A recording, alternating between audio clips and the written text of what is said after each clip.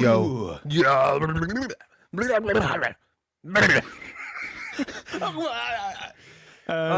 We missed a week.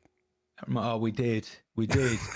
And do you know why we missed a week, listeners? Because poor Matt's been quiet under the weather. I have been. Forrest, I couldn't possibly podcast tonight. I'm feeling ever so under the weather. Followed swiftly by 4 hours later, he was out playing with his band in a club, getting pissed as a fuck. So getting lit. Explain this one to me, Matthew. Okay, so first things first. Yes, I have been a little bit poorly. I've been like functional poorly. I don't know if you get this, dear listener, but like I've been kind of like gradually getting worse as the week got along, and then as recording time came, I was just done in. But like, yeah, we had a gig during the weekend, which I had to do. You have to do it. I had to do it. But mate, I tell you what, my back was killing me. My back was absolutely killing me. And the other thing is that you know this because I told you earlier in the week as well. Prior to being ill, actually it was part of it because I think I was getting a cold. I blew my nose one morning and I completely cricked my shoulder and my neck in the process of blowing my nose, and I'm still reeling from that pain right now. And that's been five days now. Talking about reeling, this reminds me of a reel you put out where I said you were severely elderly or severely old. This is the thing. And here it is, literally days later, you can't sneeze without fucking your neck up. So it's really not helping. That reel is not helping things at all. Yeah, man, like I might be severely older than I think I am. But I think you know, regardless of your age, I think you look incredible though, Matt. I was looking up at you. You know, I watched you deliver a workshop last week, and I remember I turned around to my colleague who was sat next to me, and I said, "He looks incredible, doesn't he? He just knows his stuff. He knows how to own the room, and he just looks incredible, mate." I was fangirling you from the sidelines. Just Thanks. Mate.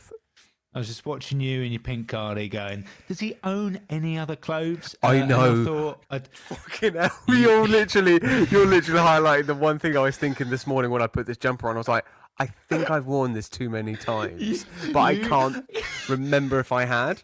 Is it a new purchase? Because I didn't see it. Okay, because it is coming out a lot. A lot. And yeah. I'm not talking about you. But it looks. I mean, I love it. It's slightly it's a good pink jumper. It's darker than Zodiac it was 3 weeks ago. But... It's a Zodiac cycle in the middle. Anyway, ASOS. The fact is that I'm wearing a lot of jumpers at the moment. Springtime's here. Don't need coats. Putting jumpers on. But yeah, no. I think the other thing is then, Forrest, I do need to explain. This has been washed since you've seen me wear this last. I put it on this morning. I was like, I think I've worn this too many times. However, I'm going to commit to it. So I did.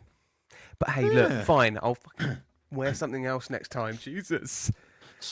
Yeah, you always smell nice though, mate. Oh, bless you. Thank you. Yeah, you smell nice. You smell lovely.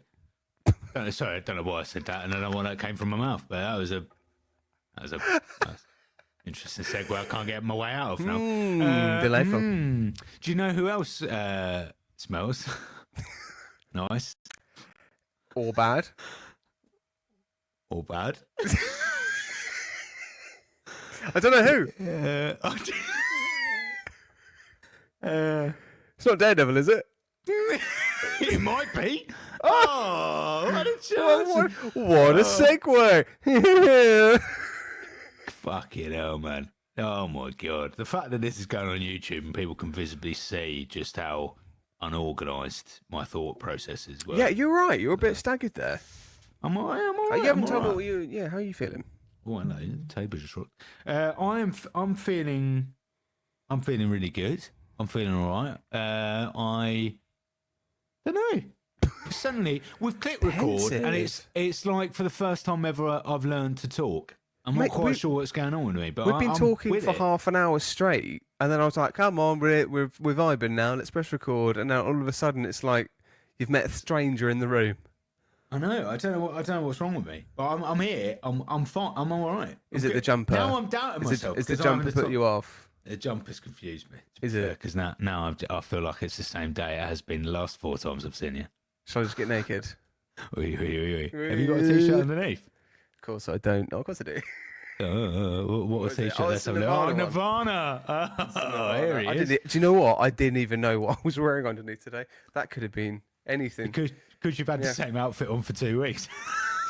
Pretty sure I wore that when I wore this jumper last time you saw me. Are you homeless? Is it just a long way going? In a week's time, your backdrop's just going to be like an outdoor, like outside door of a shop. I'm like, you're right there, Matt. Just going to be like this. Just going to be like this. Hi, Forrest. Where are you? I don't know. I'm somewhere in the woods. But let's get on with the podcast. Let's review.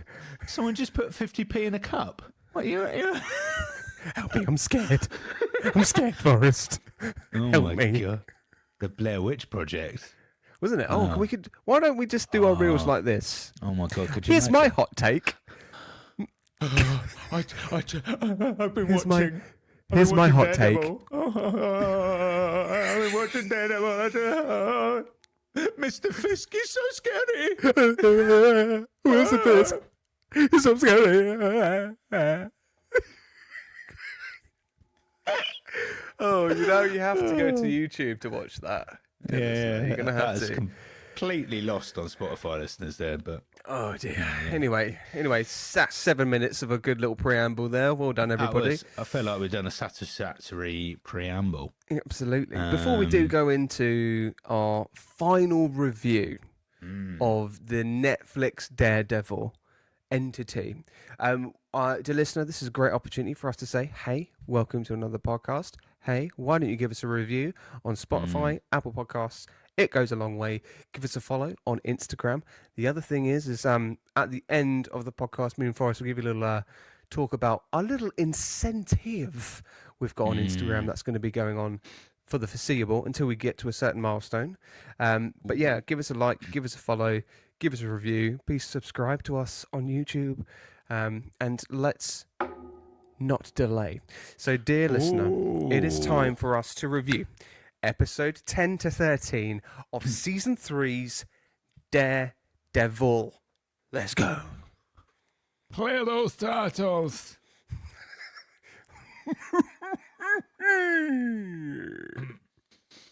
I don't know whether that came before or after the intro. We'll find out. You'll find out once I edit it. I think after. I'm going to put that in after, and then we're going to have this nice little conversation that we're having right now. I'm going to mention how nice your Stranger Things mug is, and then we'll go straight into episode. Is that from when you watched the theatre show? No, see the one I do own from the theatre show, I accidentally broke yesterday. Ooh, and I bet that was an expensive mug as well. Yeah, fucking was, but the handle came clean off, mate. It wasn't exactly like throwing it around. Yeah, slightly disappointed. That's by the by. Episode 10. Let's go. What happened? What's going on? Let's talk about it because I've got some things to say. This whole little dialogue that Matt's just had there, everybody, is quite ironic. So he's got a lot to say. He's asked me what the episode was about, and just going to pre-contextualise this by saying that literally moments before we started recording, Matt highlighted that he didn't even have episode 10 on his notes. So not only does he not have a lot to say about the episode, he very much doesn't have anything to say, but also he's asked me what it contains because he has absolutely no idea what the episode was about. Just so I don't lay the truth bomb out there for you. That is an unbearable truth bomb. Holy shit. But Thanks, let me remind you, Matt, about the episode. This episode is Karen's backstory. So we find out an incredible amount of Karen related content in this. She falls out with her father. She shoots her partner. She has her partner has a fight with her brother. She ends up killing her brother. Her mother is nowhere to be seen. No, her mother's dead. No mum. She's gone. Yep. She's dead. No, she really is dead. She really is. And yeah, so I mean, Yeah, I think let's talk about the backstory because it's most of the episode. I mean, number one gripe could be, fuck me, it goes on for a long time, a Yep. long part of the episode. But number two is like, does it really need to be that sad a backstory? Like, it feels overly sad. It feels like too much baggage for one person. It's like they really pressed on the trauma that didn't need. You're so right. It didn't need to happen, and it felt like Karen's character didn't need it. Also, so it's like one thing it didn't need to happen. That's fine, but then the other thing is that actually, in all fairness, you've got a fairly developed character here in Karen, and Karen Page doesn't need something as. I mean, there needs to be something, but it doesn't need to be a snowball of horrific events that happen in a very short amount of time for her past, for us to then learn at this point.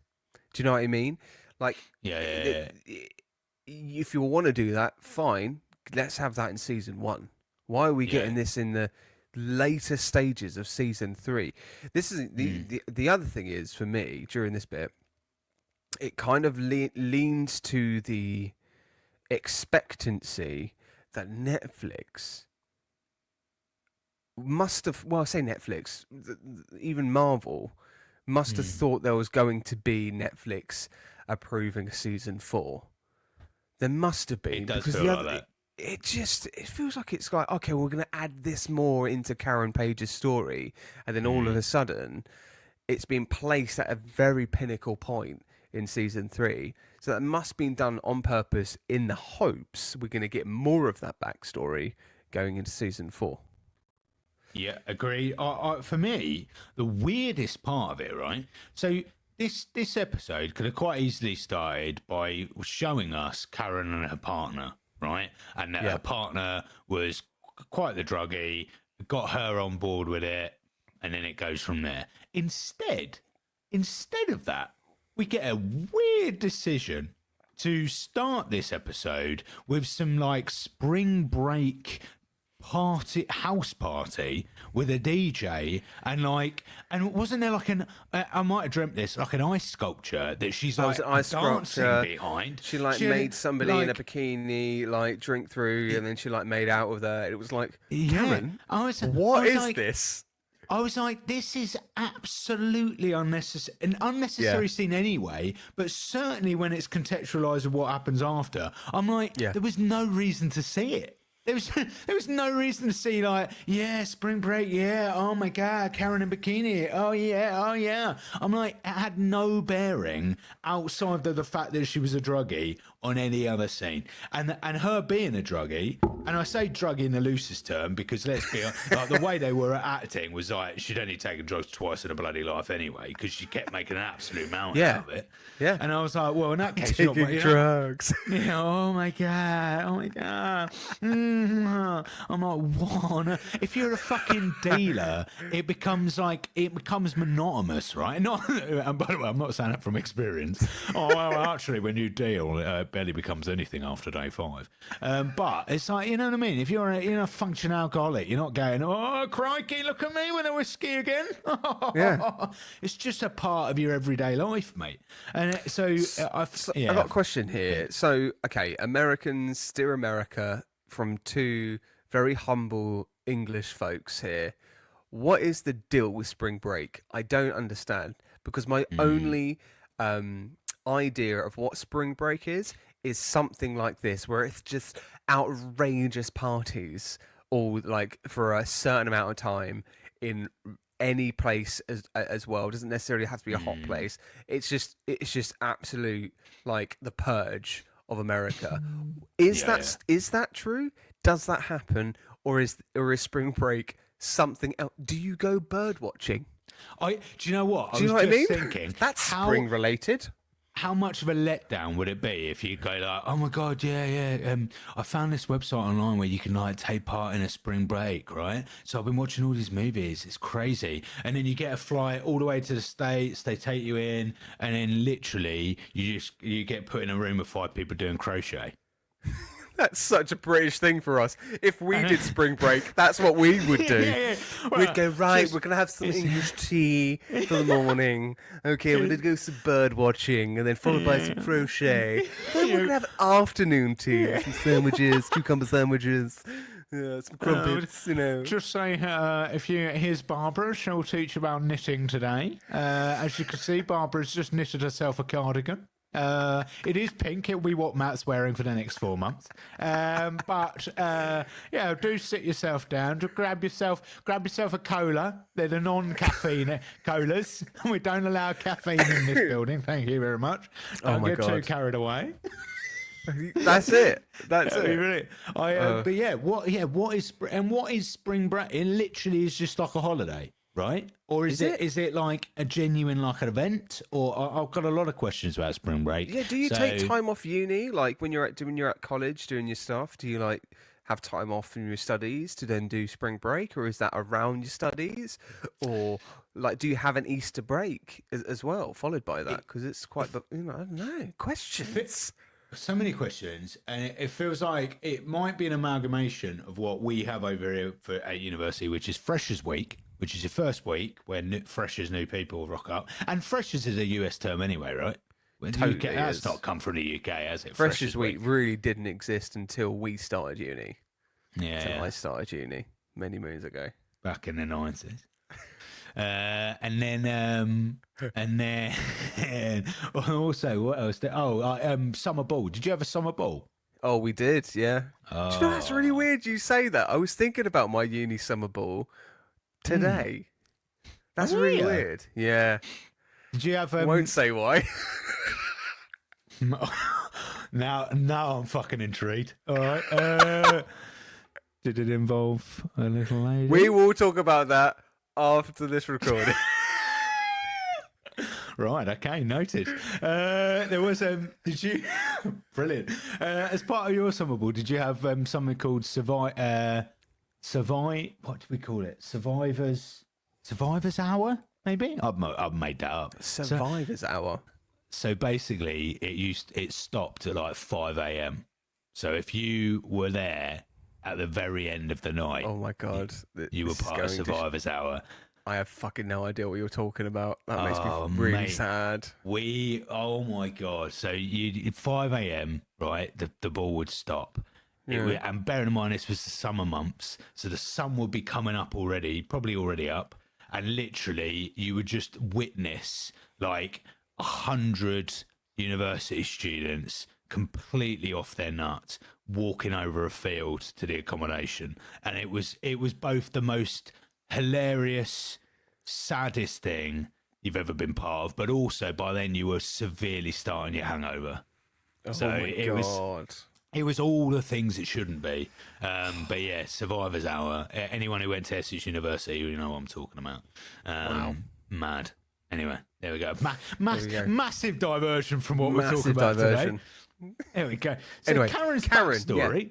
Druggy, Daredevil, frivolous, yeah, just really strange. I think it was really nice seeing her in a new location. That's the one thing I did enjoy about this episode, is that we were completely stripped away from the dark, dingy Hell's Kitchen into a very snowy, almost Canadian. It wasn't set in Canada, was it? But it felt very Canadian. It felt Canadian. It did. Felt Canadian. It was just nice having that in a different kind of space. But then ultimately, I just don't feel like it served anything. And this is probably why I don't have any fucking notes. It's because I switched off. Yeah. I think I switched off in this episode massively. That's all I need to say. Yeah, my notes are this, right? These are my entire notes for the episode. Karen's backstory is wild. Shoots ex-partner and falls out massively with her dad. Brother sets fire to caravan, kills brother Kevin in a car crash. And then we finish the backstory, which is like half an hour later. Yeah. It's pretty much the whole episode. And then we get Fisk wanting Dex to kill Karen Page. Yeah. That was big. Dex walks into the church. So this is like the end of the episode. This is it, we pack a big old punch, right? So Dex is on the fucking rampage, Yeah. on the warpath, right, to kill Karen Page. But then Daredevil, Matt's like, no fucking way. Swoops in. And then boom, massive fight. But then we have a really sad moment, Matt. Our favourite character, who for a long while in Daredevil, we had no idea why he was so prominent throughout. But the wonderful...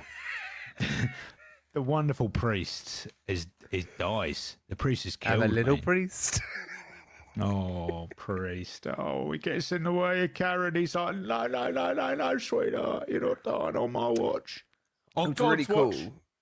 There was when priest went down, by the hands of Bullseye.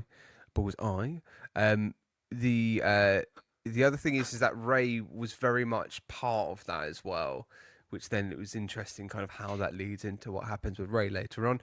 But the other thing is that towards the end of that episode, when Matt collapses and in Karen's arms, and there's this kind of like pull away shot, and we see the kind of cross stained glass window just above them. That is a direct shot that's referenced to a comic of Daredevil as well, which I found as a little Easter egg in there, which is pretty cool. It was nice. And the other thing is as well, when they have that fight in that church, I wonder whether this is also a subtle reference to the 2003, I think, movie of Ben Affleck and Colin Farrell when they were in the movie together. I wonder whether, and their fight was in a church as well. So I wonder whether that was kind of like a nod to it. And the way that they were using like the glass to throw stuff at them, that was very much a thing in a very silly comic way in the Ben Affleck one. I feel like we need to watch and review that one. Have Apparently you watched the that director film? So I haven't seen the director's cut, and I've learned that apparently the Ben Affleck Daredevil's director's cut is infinitely better than the theatrical release. Ooh. So I'm interested. I think we should definitely do that at some point. 100%. Well, after I've now thoroughly enjoyed my way into Daredevil, more Daredevil. I can't fucking say it. I'm drunk. More Daredevil content about it. Oh, hello. Oh, listeners. What I've just witnessed there is Matt drink something from a mug and then spit it instantly out. What happened there? I think my tea bag's split, mate. That sounded horrendous. I've got a cup of tea in my hands, dear listener, if you're listening to this.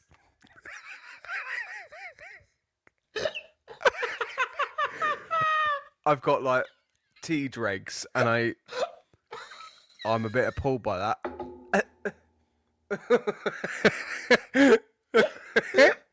Tea bag split in my mouth. That is brilliant. I'm so glad I got water over here. Yeah, anyway, cool. carry on. Jesus Christ. Yeah, I can't remember what it's got. All I've got is used teabagging in my brain now. I can't think of anything else. Right, episode 11. Come on. All right. Moving all on. Right. Okay, episode 11. Right, Maggot walks down the road. I don't think a maggot. Maggie is probably what I was trying to say there. Yeah, Maggot walks down the road. Christ, what an episode. Maggie walks down the road to all the chaos as everybody's leaving. So Karen in a previous episode gets the congregation out. Yeah, in a very sophisticated way. She does a great job. And then we get like a awesome little episode with the NYPD versus the FBI. So we get Brent. It's Brent, isn't it? Or Brett? Not Brent. Brett. Brent? Not Brent. Is it Brent? What's the name of the NYPD guy? The good guy, the nice guy, the guy we like. Brent. Brett Mahoney. Brett Mahoney's. So we get a lovely episode with the NYPD versus FBI. We start seeing fractures happening in the FBI. So Nadeem kind of goes his own way, right? He's like, guys, like, look, this is I think he's not happy at all. this is when we see the divide between the ulterior motive of the FBI and the NYPD that's trying to do the good and honourable thing. Interesting, because I think it very much kind of like throws into kind of like the dirty cop situation. But Yeah. I really enjoy in this bit how the tension amplifies through Maggie's involvement and Maggie trying to deflect and assist Matt and Karen in hiding them and giving them some time to get the fuck away from it because they're currently trapped in the church, and the FBI and Poindexter know that they're in there. So I think it's really cool because what's really great about this episode is that it's the point of focus of our like protagonists of Daredevil, of Karen, are taken away. So we have nobody to look at and we have nobody to kind of follow other than Maggie herself. So it kind of the whole tension of the story then passes on to somebody else who's directly involved. Unlike in season 2, we then have this heightened state tension moment with Elektra and Daredevil, and then we throw away to Karen Page investigating something with Punisher, which is a completely separate story. This is all in one story. From this point onwards, we were only seeing one story and one story alone. And it was really great because you were still stuck in that location. You're still stuck around the church. So you haven't lost the tension. If anything, you're gaining it and bringing it into another character, which is brilliant because it made me love Maggie more. Made me love the mum more. It's brilliant. She's great. She's badass. Badass nun, man. Yeah. Badass nun, loving it. I did think she was very, very quick to second guess Dex and to completely like. She can read him like a book, though. She kind of knew. She knew immediately who was a bad egg. Yeah, she's got that sixth sense. And I think for the sake of the story and the fact that we're in episode 11, it had to be that way. Wouldn't you have liked? I would have liked something a bit more like where she may have like had a part of a. But she's a part nun. of her brain second guessed. I know, but if she second guessed spent Matt, a whole life listening to other people's stories. She spent a whole life consoling and counselling so many people, and that's part of her job, is this kind of listener. And I think you've got to be an expert on reading people, which I think is quite. I think if that was the choice that they made on the basis of that, then that's great. Yeah, I liked it. Fair. All right, Matt. I'll take you. I'll take you. Your. But you said the same thing about another character, which I made a take like that for another character in this series, and I can't remember what it was. I think it was a couple of episodes ago. Oh, what? Where they jump to? Hey, I can't remember. Where Might have been Ben might have been the reporter. No, he was first series. Didn't you say that Karen's boss was going to be creepy? You That's definitely it. said that. You're saying about creepy boss, and it didn't really go that way. It's not gone that way in any way. But I initially I could see it. I think you were reading a little bit far. You were stretching a little bit. But I could see it. But yeah, no, all right, fair enough. I think I just would have liked a bit of because Matt found out about Maggie, and therefore Matt and Maggie's relationship was a bit like, well, non-existent pretty much after that, because he was like, so I feel like it missed for me Maggie kind of second guessing Matt, and then there being a conversation between the two of him being like, look, like Mum, you know me, or whatever. Like, it kind of like, even though he knows she doesn't, and she doesn't really know him, but she does know him because she's looked after him for years without his knowledge. I think it would have been a nice little moment of that kind of like, you know me, even though, I didn't know you this whole time with my mum. Yeah. So I don't know. For me, it would have like only a little bit of a kind of like, Matt, like, do I really know you as well as I thought I did? Even though you're my son. Yeah, yeah, that's true. The other thing is, I really enjoyed in this episode how Wilson Fisk was kind of merged into this kind of fully realized, fledged character. It wasn't Wilson Fisk we were seeing in episode 11. It was the beginning of the arrival of Kingpin. and he has this address to like the public, doesn't he? In like big kind of news feed kind of situation, all the public and press are there, and he's kind of basically gone this massive rant and tirade on explaining about, he's going, oh, this is all misinformation, this is all blah blah blah blah. And do you know what it reminded me of? It sounded Trump. like yes, and this show came out 2018, which was when fucking Donald Trump was on his first reign of the US. And so it must have been a very clear choice from the writers here to have that reflected in this speech about misinformation, about you're being told lies. This is the truth from the evildoer himself. Yeah, it felt very Trump-like. God, 100%. yeah, It was scary. Fake, like they even were saying fake story. news. Like, yeah, might as well. Yeah. It's just crazy how much that was. I didn't enjoy it. So everything about Fisk in this episode I loved. The only bit I didn't like is the whole gallery paint. Like when he goes to that woman's house to try and get the painting. Yeah, that was really weird. I was like, why is this important right now? Well, that was Poindexter trying to make a point, wasn't it? To sort of go, look, I'm the new Wesley. And he literally says it, I think, in the episode to Vanessa, saying, and he gets, Vanessa comes back as well, and he says, look, count me as the new Wesley, and then gets the painting back for Kingpin. And, like, it was just a weird choice. It was just a weird choice. I think having the painting back's one thing, because it's very symbolic, but I think there could have been another way of doing it.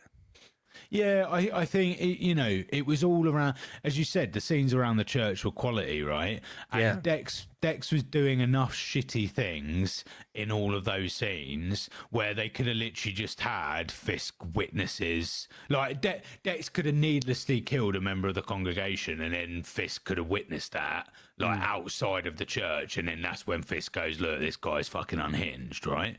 And for me, that would have been a far more apt way within the episode to have got that across, rather than like we didn't need the Vanessa and the painting were nothing to do with the rest of the episode. So don't take us away from the action for this pointless subplot. Like it could have all happened in that one story. Would have made it so much stronger if we hadn't have just randomly visited a woman's house who didn't want to sell him a painting. And again, like that whole scene. So not only did it feel out of place, it was also pointless. So we spent 5 minutes watching him convince a woman that eventually she doesn't give him the painting.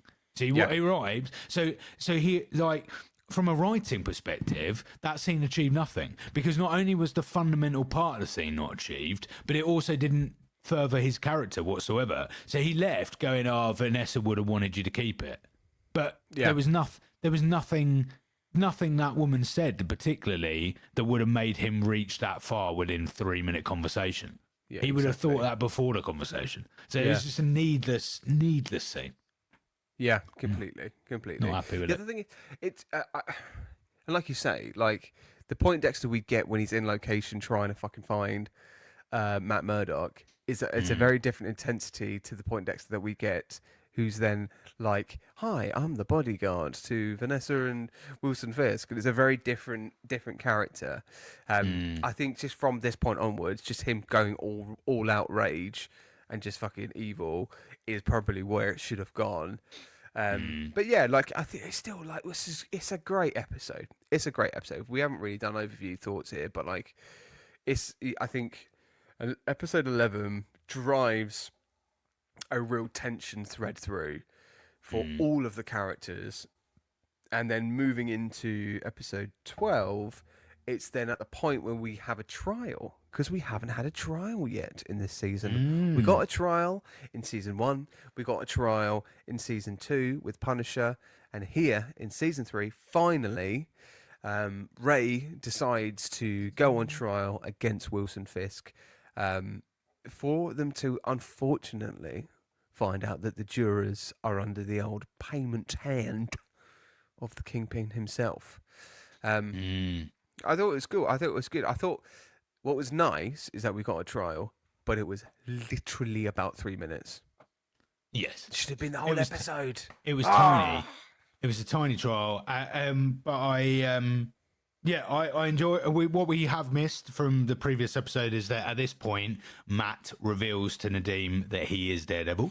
which Yes. is quite the reveal. Yeah. It's quite cool. But yeah, we get a court scene. The demon court. He arrives, and we get like again. Yeah, unfortunately, no luck for that whatsoever. I mean, it was written on the wall that was not going to be successful, but it happened nonetheless. Vanessa's back. Vanessa.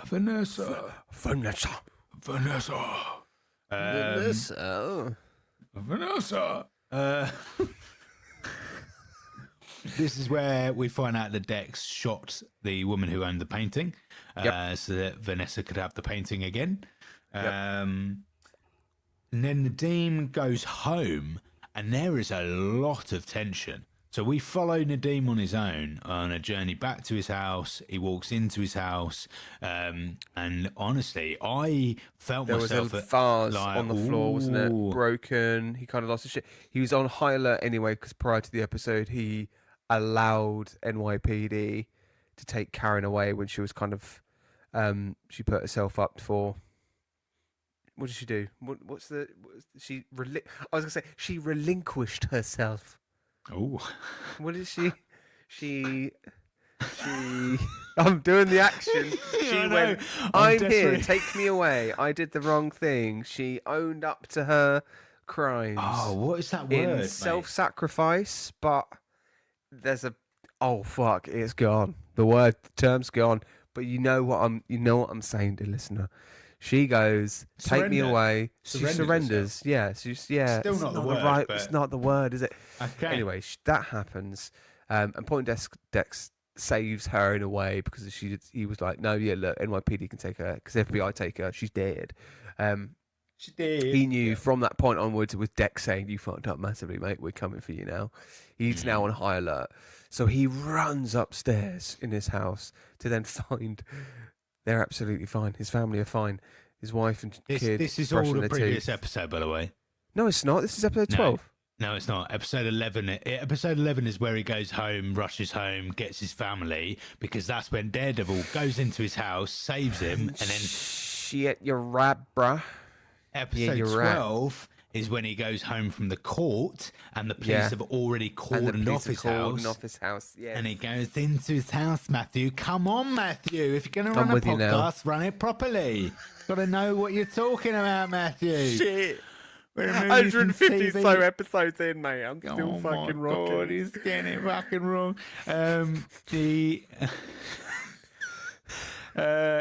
So he goes home in episode 12, and there's a lot of atmosphere and tension because we know that a lot of he's marked. Fuck me, he is marked. I can't think of any words. You're right. Do you know what? I think I could fill probably at least every year out of yearly podcasts a good 10 hours of you just going It's terrible. It's terrible. Actually, you got called out for it on a YouTube comment, I think. I know. A few months ago.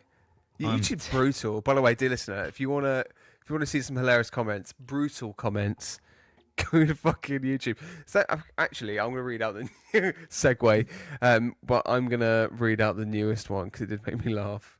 I'm terrible for a verbal filler, me, mate. I'm terrible. That's okay. That's all. Look, dear listener, you've got two neurodiverse people leading a podcast. We're gonna say deal with it. Okay. 8 days ago, POPOYYY909, 8 days ago, said to the Kingpin White Suit Symbolism reel, this video is very quiet compared to others. Turn up your gain. Oh, that is a genuine comment. But then the video was absolutely fine. The audio's absolutely fine. I didn't even have to go that loud on my phone. Unless my phone has an astounding speaker. It sounded fine to me. So funny. So these comments are hilarious. Absolutely hilarious. Anyway, sorry, that was a little segue there. But yeah, the dean goes home. I found myself kind of like a pillow in front of me, a bit scared, like, oh, is he going to get shot randomly? But he basically goes to like film himself, and then we cut away. Then we cut away because this is a very pivotal point that the writer wants us to know about, but he only wants to tease us. Yeah. And then so we go from that. What happens? Tell me, because you just what happens? I have a question. At this point, I questioned myself, Matt. I was like, will he commit suicide or will Dex kill him first? Newsflash. Yeah. Dex kills him first. He does really quickly as well, like a quick shot. It was like a blink you miss it kind of situation as well. God, they do have like, a little dialogue beforehand. Where Nadim's like, oh, we both know we both know how I'm coming out of this, Dex. We both know. Are you satisfied with Nadim's ending? With the... No, wait, let me say this again for the real. Are you satisfied, Forrest, with Nadim's ending? Thank you for a great question, Matthew. Okay. I would say that I felt a little undersatisfied, a little dissatisfied by Nadim's... Pourquoi? Do tell. I thought, well, we have such a lovely character in Nadim, and we've really followed such a strong story arc in the past few episodes. And I thought it was quite dissatisfying that we should depart from such a great character with a simple bullet and drop into a grave.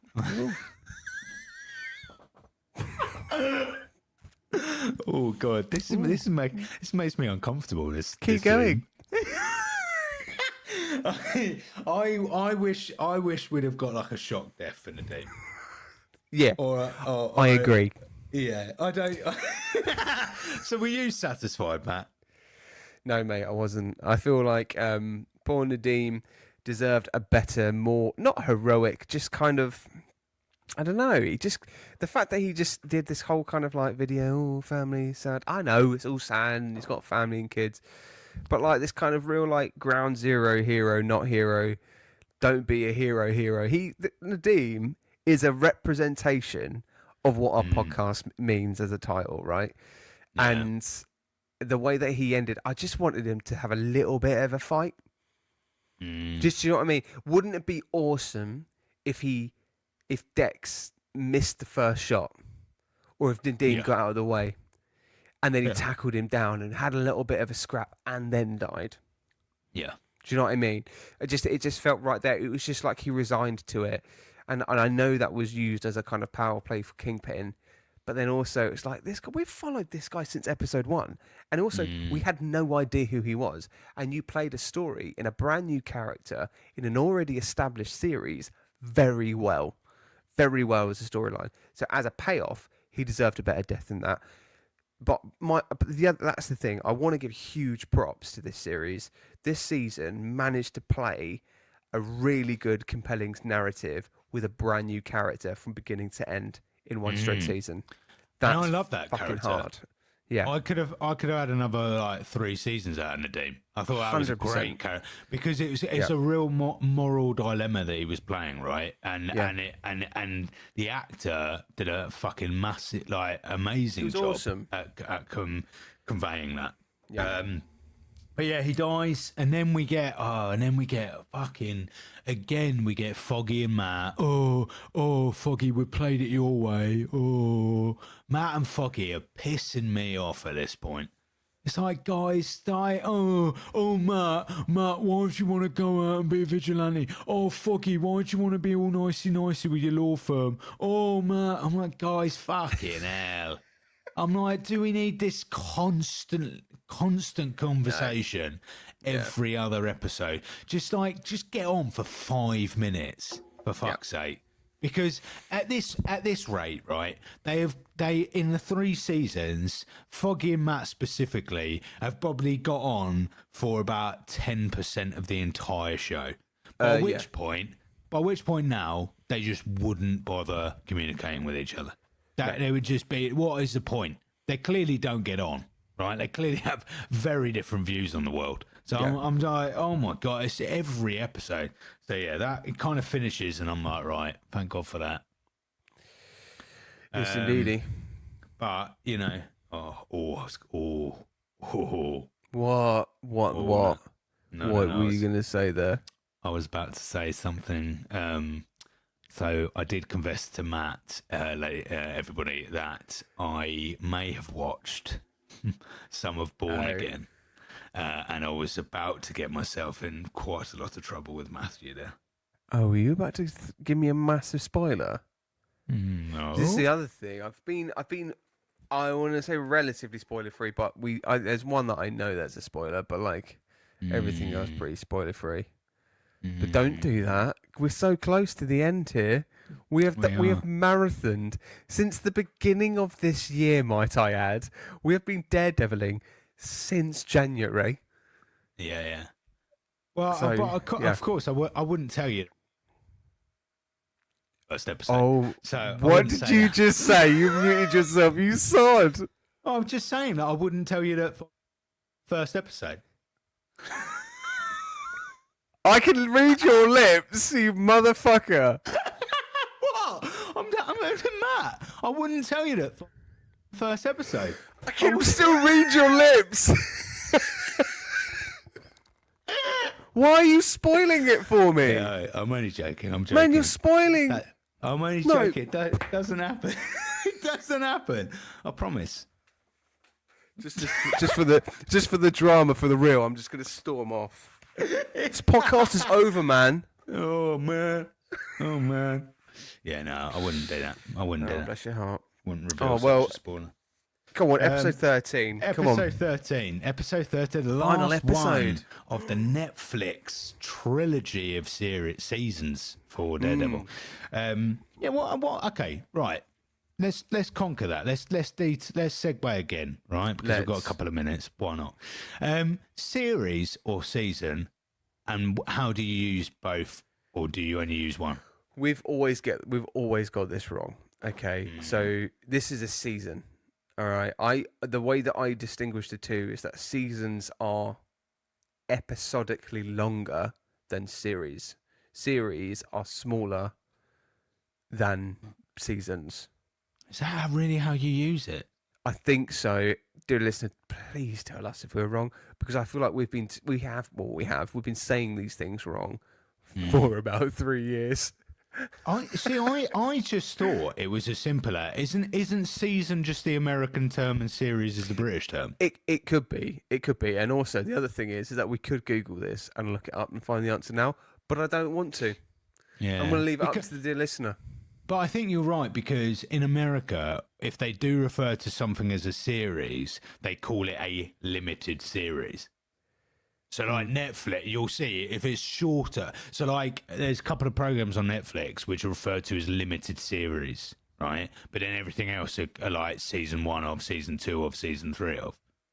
So I'm intrigued. But I use both and I'll forget. But anyway, there we go. Episode 12.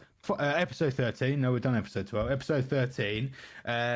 We get tension and anxiety build up again. Foggy gets invited to go to the FBI, to visit the FBI even. And Ms. Nadeem, or Mrs. Nadeem, she goes to Foggy for some protection. Yeah. Yeah. And then we. So Does the she FBI know that he's dead? Did I miss this bit? Does she know that he's dead at that point? She does, doesn't definitely. she? Yeah. She's crying, so I think so. Why did I miss that? Coincidentally crying for no reason, I think so. I mean, you definitely didn't miss it because this is a huge moment with the video. It's at the beginning of the episode as well. Yeah, go on. You saw the video, right? What video?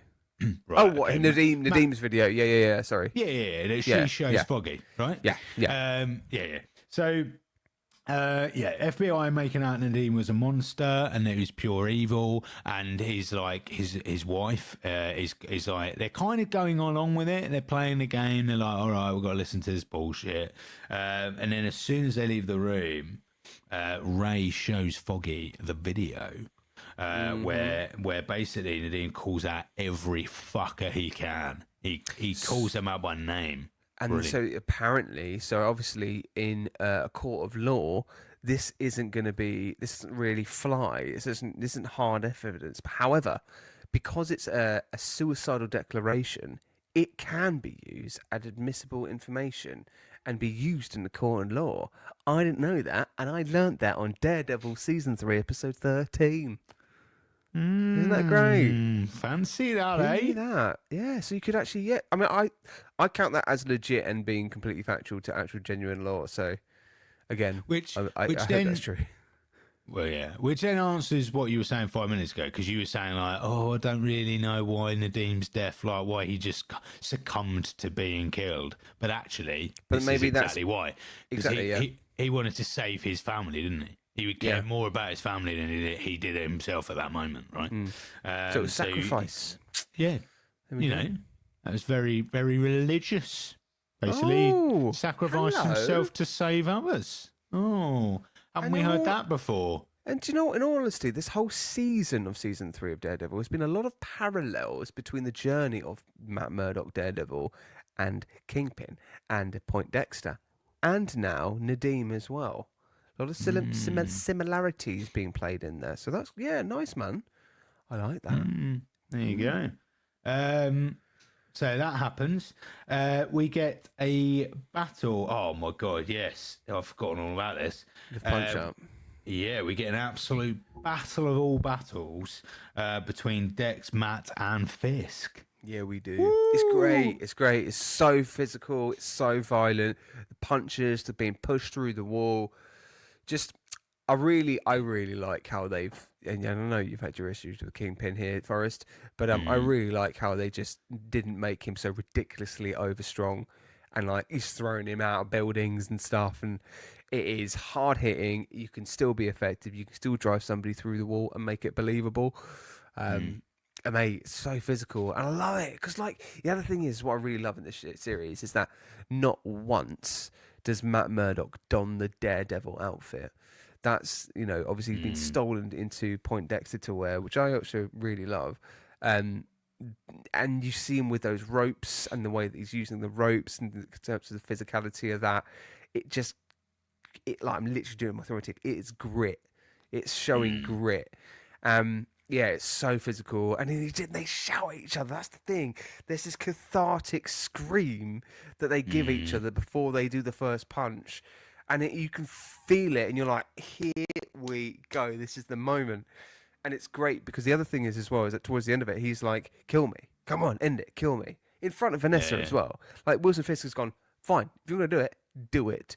And then he has this moment. It's like, "No, I'm not gonna do this. I'm better than you. You're gonna rot in a jail." And all those lines were just so good. Such a brilliant culmination to these two characters coming head to head. But then they agreed to it, don't they? He was like, "Listen, I will keep you alive if you don't hurt Karen and Foggy anymore, and I will promise to you I won't hurt Vanessa. And you want to keep Vanessa safe." And he does, and he bargains with him. Kingpin actually bargains with Daredevil and shakes his hand. This is where I get interested now, because I'm wondering whether this is played into Born Again, because they don't immediately fight when they see each other. So, and we saw that through the trailers.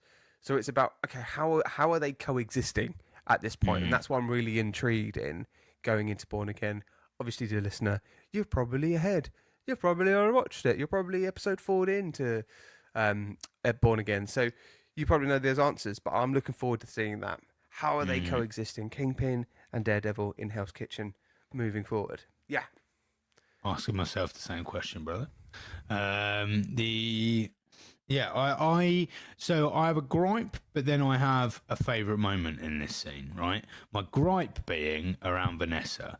Now, Vanessa stands on the stairs this whole fucking time, right? Just watching. And it kind of irritates me because I'm like, what, like, either, right, in my mind, two things should have happened. Either Vanessa runs off knowing full well that, yes, she's not going to die by the hands of Fisk. Yes, she's very unlikely to die by the hands of Matt Murdock, well, Daredevil, but very aware that Dex is a fucking, like, psychopath and could well kill her right? Given what they probably know about like, the whole therapist story, and that he is unhinged, right? So, and things are flying everywhere. So either she would fuck off out of that space completely, right? Or Yeah. the alternative, which I thought we could get, right, is that, so Vanessa has been saying, like, it's been getting bolder and bolder over these episodes. What we haven't really talked about Vanessa too much, but she makes some decisions. She actually orders the execution of Nadim. Like, Fisk was going to save Nadim, in all honesty, and then she was the one to go, no, he's a threat, let's kill him, right? So I thought we might get like a superhero out of Vanessa. Yeah. So I thought like Vanessa would disappear, and then suddenly like she's got like an outfit on, she's like punching the shit out of Dex or something, like, you know. I thought, oh, that'd be cool, but instead we just get Vanessa stood there just watching on. Like, I was like, I just don't. It feels a bit weird. This, I don't know if would she really be there? The one thing I did have in my notes within this is that Vanessa very much is leading Fisk's kind of, you need to make decisions here. You need to be a smart guy instead of being a violent guy, and then he chooses violence over it. And I think it's interesting because I think having her there is her seeing him going, I'm not going to listen to you, and I'm going to beat the shit out of this fucking Daredevil in front of you, and it doesn't work out, and it's kind of like, you should have listened to me situation, which is interesting because now all of a sudden you go, oh, Kingpin's not the puppet master, Vanessa is, and I would love to see more of that going into Born Again. I pray we get more of that. I love the idea that Kingpin is thrown into a situation where he's always looking for counsel and approval from Vanessa. So, you don't give me any eyes, don't waste it, don't ruin it for me, my friend. I want to be surprised. I have a sneaky suspicion you'll be pleased, my friend. A sneaky suspicion indeed. I cannot wait. Anyway, but we also find out they get married. They're newlyweds at this point. They have just been married. Oh, just had a marriage on the table. Tied the knots. My favourite lines in this, where Fisk says, "Please give me a moment to speak to my wife," and then Matt comes back with a rebuttal very quickly. He says, "Did you give one to Ray Nadim?" Oh, no, he fucking didn't. So I love that. Matt speaks to Foggy at the priest's funeral. They speak. Yep. Oh no, Maggie, not Foggy. Matt speaks to Maggie, his mother, not Foggy.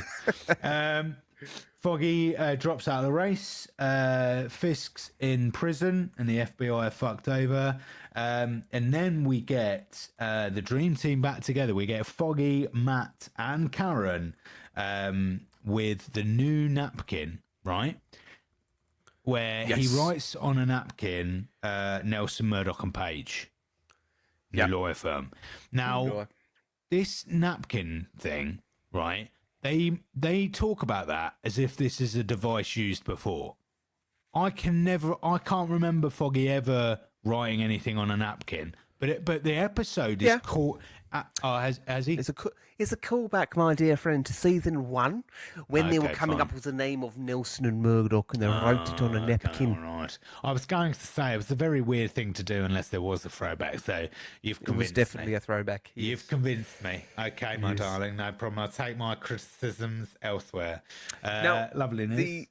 During this whole bit, this whole epilogue, let's call it, of season 3, I didn't like. In all fairness, it felt very HBO, man. It felt very kind of like daylight saving time. Before Watershed. That's what I'm trying to say. Before Watershed, like wrapping up like a season finale situation, and just everybody like having chats, final conversations. Oh, isn't our life okay? Yeah, you know what? I've learned a lot from this past few months. I'm now gonna be this person. Oh, good for you, man. Smile to the camera, thumbs up. Like it was a bit contrived. I don't know. Just the vibe that I got from it.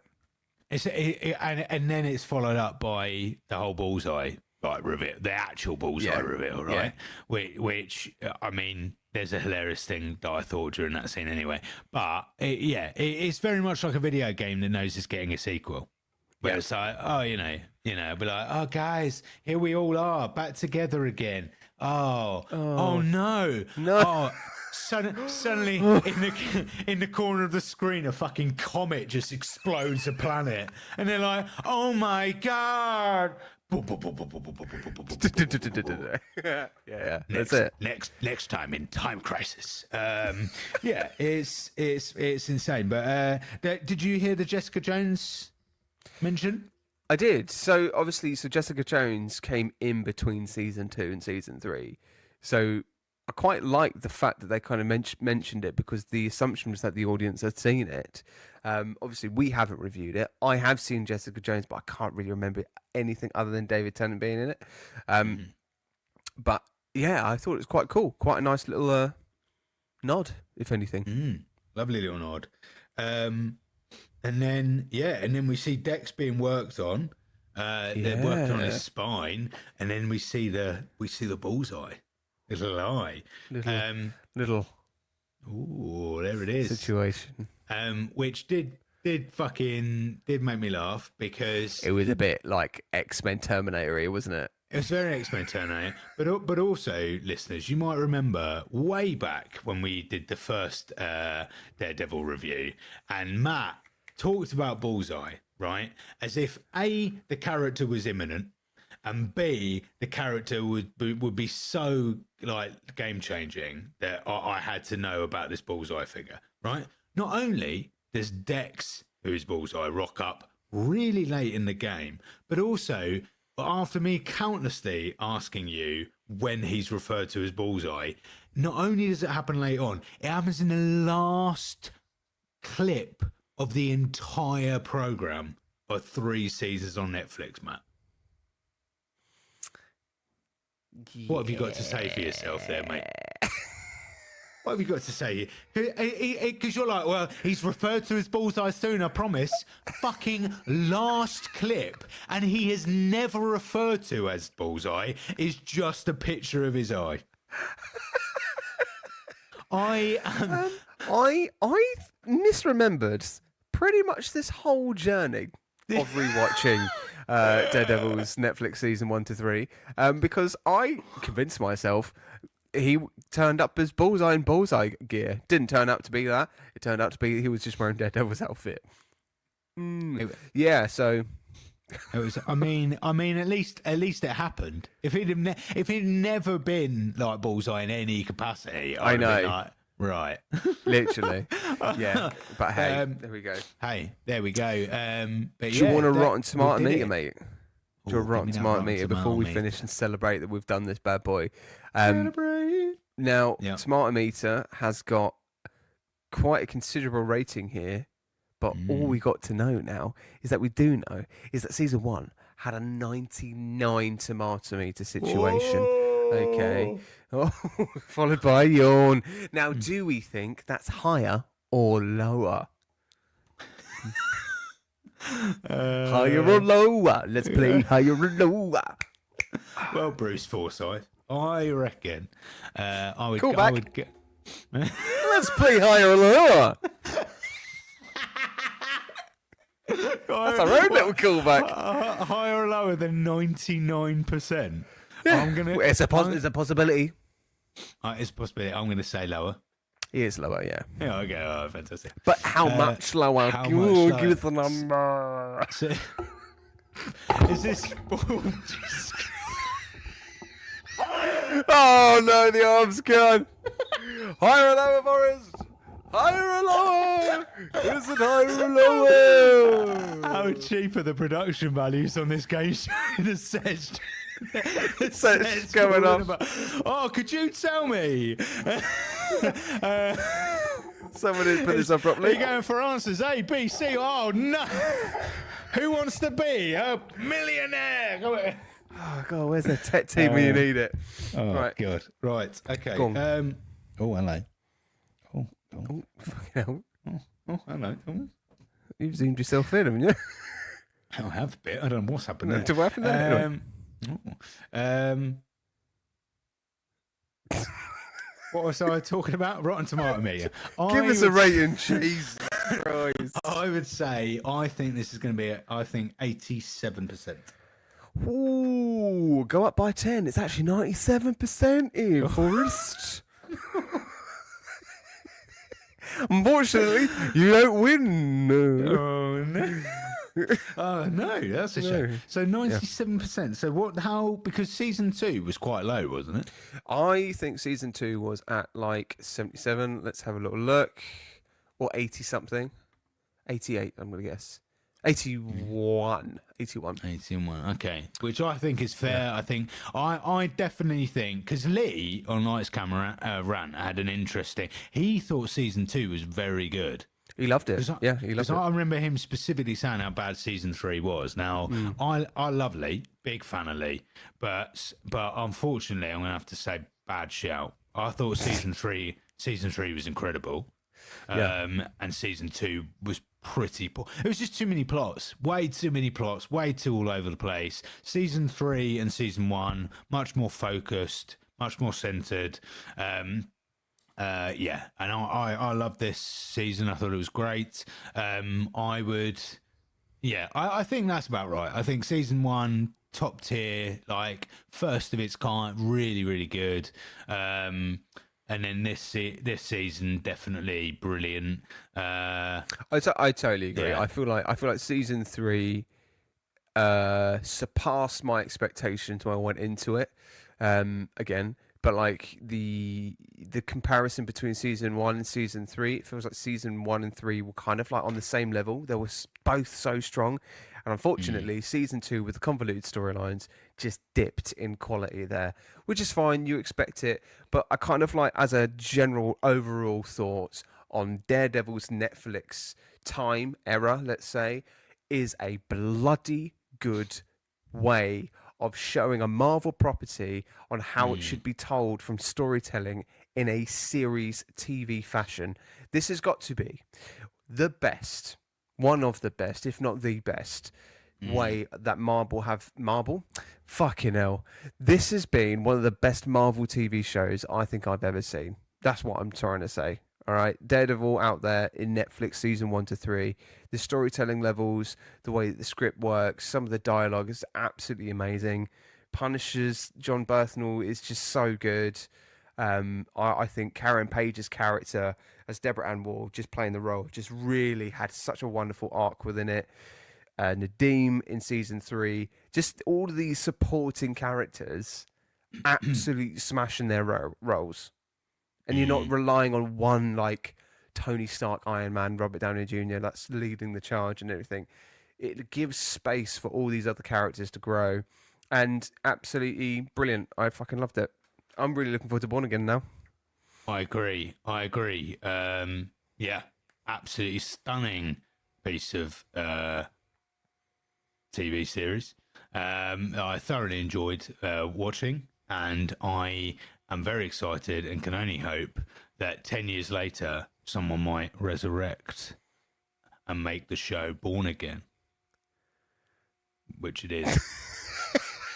I'm really excited for it. I can't wait. I have a feeling it will be interesting. It might throw up some interesting developments. This is the thing. You're ahead of this. You know what's going on. You've watched a few episodes clearly, and you're doing the whole mincing of like, my name's Forrest, and I know more than you. Oh, I can't wait. Well, I missed the fucking. I know about Bullseye. Oh, you can't wait to watch Bullseye, Forrest. You're gonna have a great. Since when did I go fucking cross-eyed? I know about Bullseye. Bullseye's fantastic. Actually, you're gonna really enjoy the character. Yeah, it was a great time. Oh yeah, when is that episode? Well, at the very end of it, of series 3, just at the end when it begins to finish, you'll as the credits start to roll, it will close up on one of his eyes. Hang on, let me look at you. It'll close up on one of his eyes, and you'll see a Bullseye figure. I haven't felt so attached since we reviewed Jack Frost, honestly. Anyway, dear listener, thank you so much for listening and watching our final episode of Daredevil Season 3.